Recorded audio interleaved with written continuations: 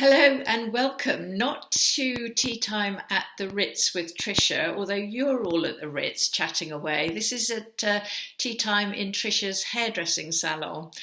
So maybe you're at the Ritz having a demo of how to cut your hair at home during this period when we can't get to a hairdresser. So I hope I'm going to give you lots of useful hints and tips, and I'm actually going to demonstrate.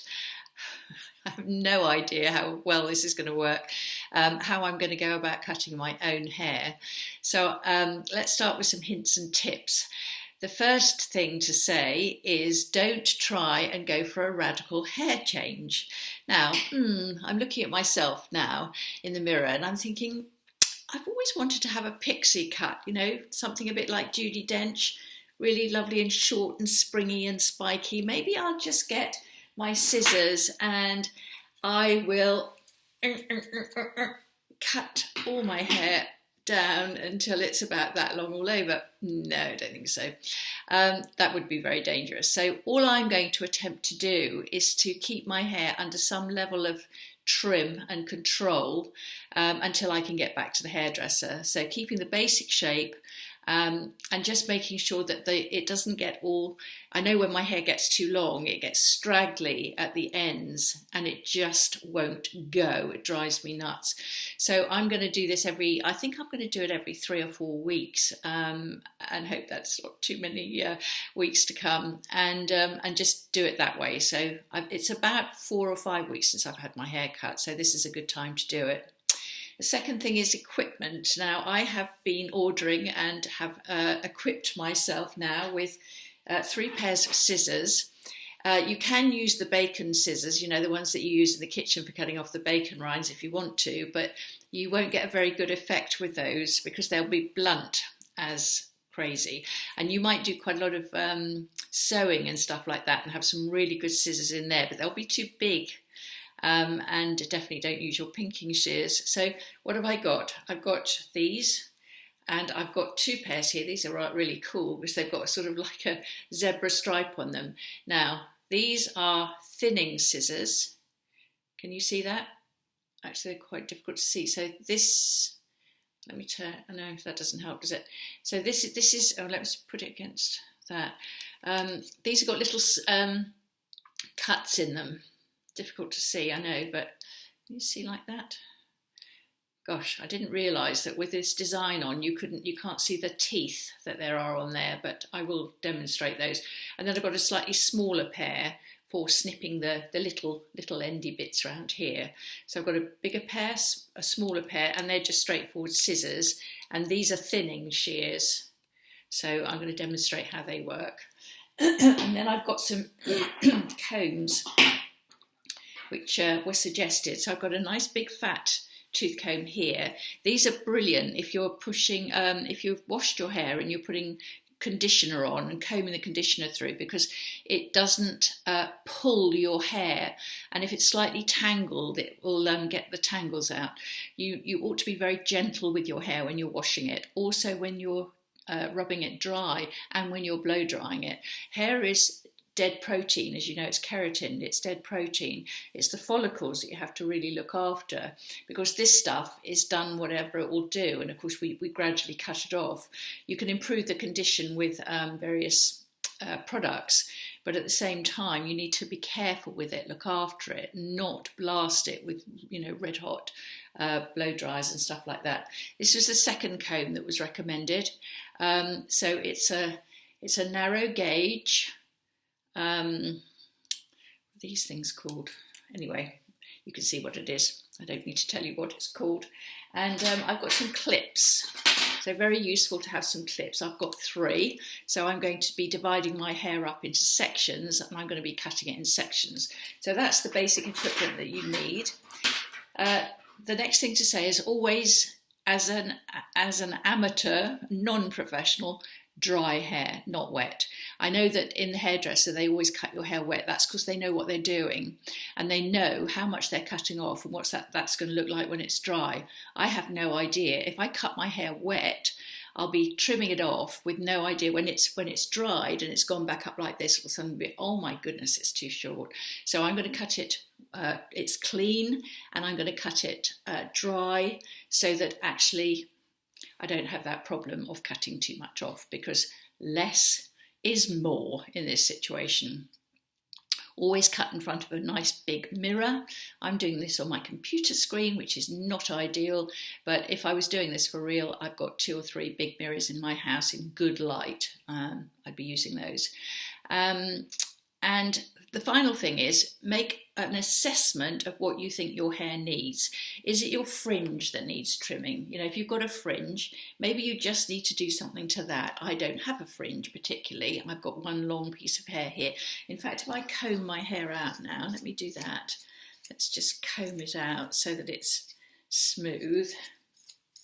And you'll see that actually what my hair is in terms of shape might surprise you when I do this. And you're going to be saying, oh, I think your hair looks better like that. Sorry, maybe it does. I just like it the way I have it.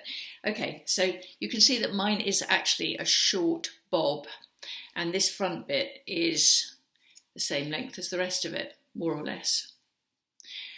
So I'm now going to assess what needs to be done. Now, clearly, I'm really not going to do anything to this bit. Not going to touch that, obviously, because it's actually just the ends, and it's the fact that this is going to keep growing down that's going to make it look out of shape. Can I also say, you'll be amazed, because I've done a little bit of experiment with this, at how much mess dry hair makes. It goes everywhere, not like wet hair, which tends to clump together. So before you start, get your hoover ready, but I'm going to cover my lap with a towel. I would put a towel around my shoulders, but I can't manoeuvre with a towel around. It's just, I've tried and it doesn't work. So I put a silky blouse on because the hair will come off quite easily. Don't do it in a jumper, because if you do, it'll stick to your jumper and you won't be able to get it off. So wear something, well, I mean, you know, be naked if you like. I decided not to go naked for this. I thought that would be a bridge too far, but I've got this blouse, it's silky, and I can actually shake this hair off afterwards. So we're ready, we're good to go. First thing to do is to do it quite logically by dividing your hair up into sections. So today I'm going to do this section and this section, and I'm not going to worry too much about the back at the moment. I think that's okay. So I'm really just going to get this bit better, and that's what I'm going to concentrate on. So let's start. I have never done this before, and I'm doing this on video in front of all of you. I have no idea what's going to happen, but we'll see. High jeopardy.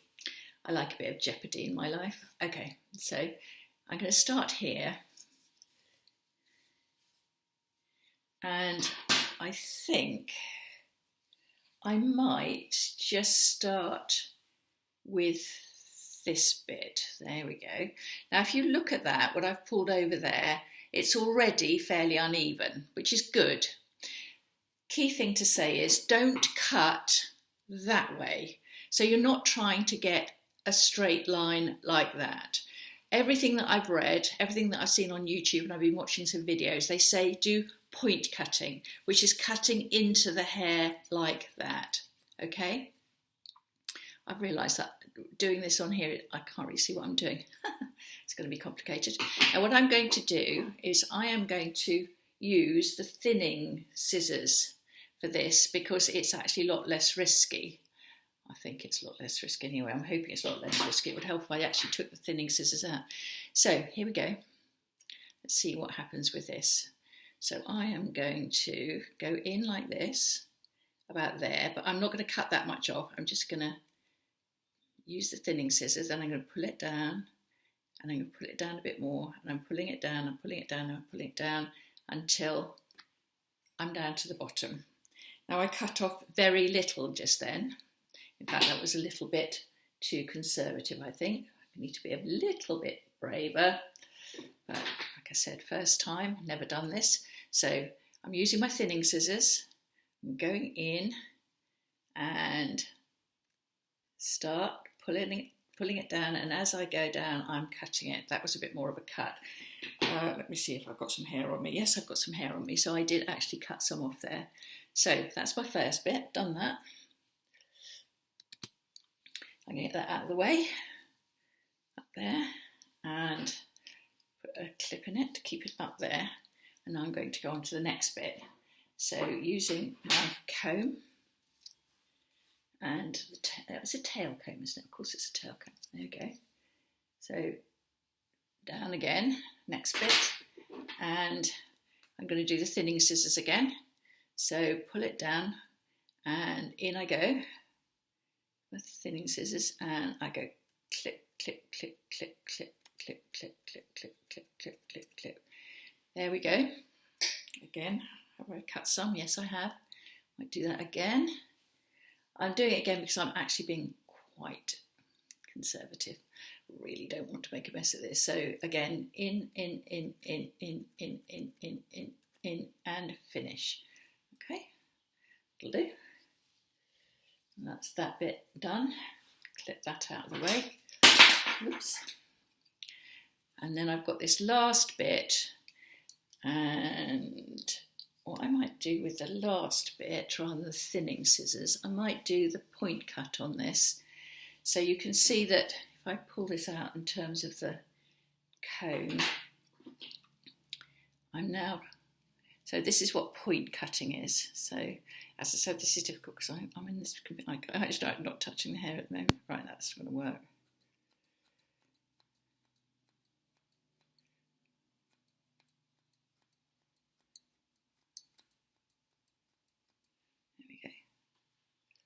Now, let's just have a look at that, make sure that's okay. Yeah, it looks to be okay. So, again, I've done that very conservatively. I'm just doing this for demonstration purposes. Let me just tuck that behind my ears and see how that looks. Yeah, that looks fine. So if I take that down, and if I take that down, it down.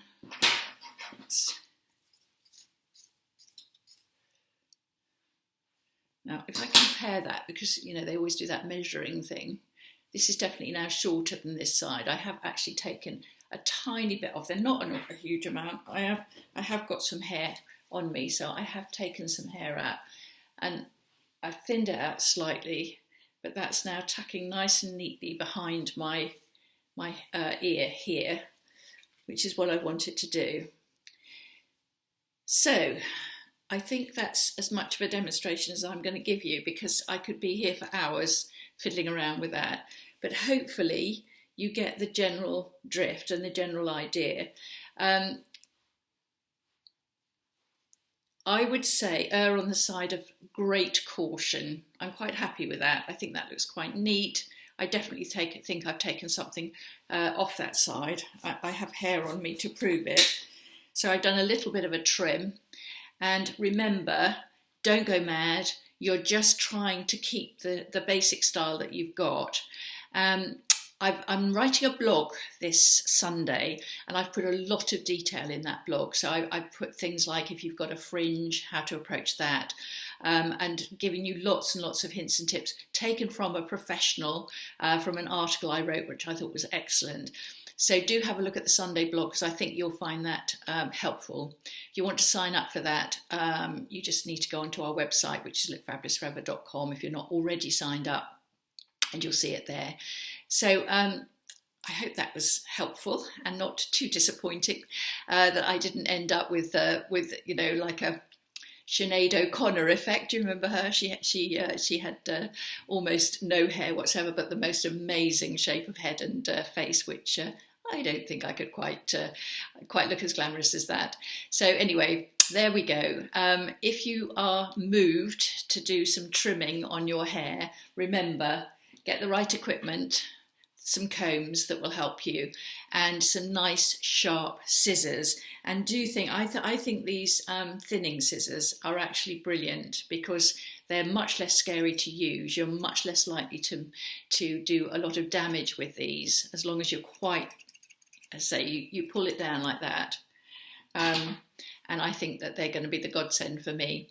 So thanks for watching. And I will see you again tomorrow. What I want to do tomorrow is the subject I've chosen is to brighten up, lighten up your face. So how makeup can do that, and some things to hopefully end the week on a high note of feeling bright and light. And I'm feeling a lot lighter with my hair. Okay, thanks for watching. Bye-bye.